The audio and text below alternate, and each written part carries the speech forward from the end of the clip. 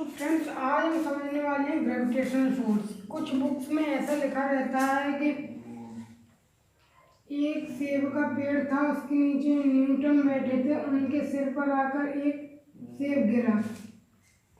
फिर उन्होंने रिसर्च की ये पेड़ नीचे आकर ही क्यों गिरा, ऊपर क्यों नहीं गया। तो फिर उन्होंने ग्रेविटेशनल फोर्स की खोज की।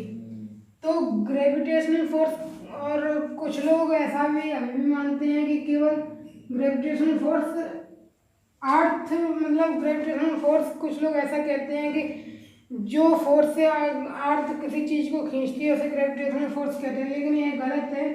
ग्रेविटेशनल फोर्स वो होता है जो मतलब दो ऑब्जेक्ट हैं, उनमें जो दो ऑब्जेक्ट एक दूसरे को जो फोर्स से अट्रैक्ट कर रहे हैं उसे ग्रेविटेशनल फोर्स कहते हैं। मतलब ऐसे ये ऑब्जेक्ट है और एक ये ऑब्जेक्ट है, ये इसको खींच रहा है, ये इसको खींच रहा है, यानी कि ये वाला ऑब्जेक्ट इसे यहाँ लाने की सोच रहा है और ये वाला ऑब्जेक्ट यहाँ इसे लाने की सोच रहा है। तो इनमें जो फोर्स ऑफ अट्रैक्शन लग रहा है, जो फोर्स इनमें लग रहा है, जो यहाँ भी लग रहा है और यहाँ भी लग रहा है, उसे ही हम ग्रेविटेशनल फोर्स कहते हैं।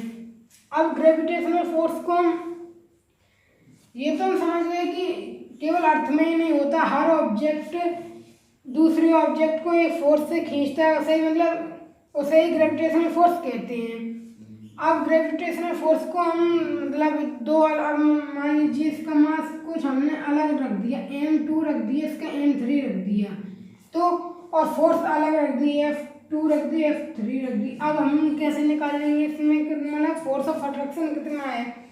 तो इसका एक फॉर्मूला भी होता है। इससे पहले हम समझेंगे ग्रेविटेशनल फोर्स की एसआई यूनिट क्या होती है, ग्रेविटेशनल फोर्स को लिखा किस में जाता है और वगैरह वगैरह, हम इसकी वैल्यू क्या होती है ग्रेविटेशनल फोर्स की, पहले हम वो जानने की कोशिश करते हैं।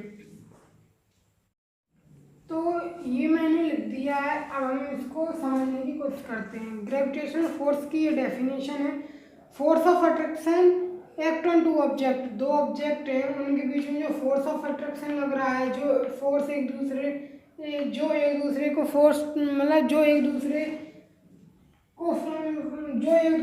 एक फोर्स से एक दूसरे को तान रहे हैं, वो फोर्स को हम ग्रेविटेशनल फोर्स कहते हैं। ये इसकी डेफिनेशन है।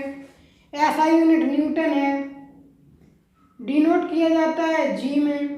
वैल्यू है 6.67 इंटू 10⁻⁻11। माइनस का आप यहाँ ध्यान रखें। और हम यहाँ फॉर्मूला मतलब कितने उससे फोर्स से और बॉडीज एक दूसरे को खींच रही हैं, उसका फॉर्मूला होता है G इंटू m1m2 बटे r²। ये भी यहाँ लिखा है।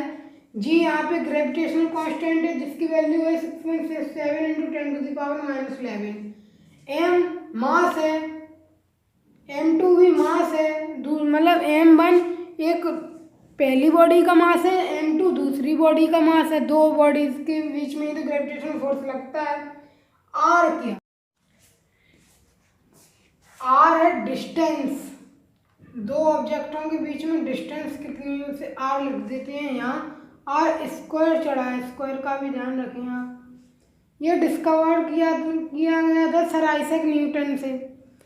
अब हम 2-3 क्वेश्चन करेंगे और फिर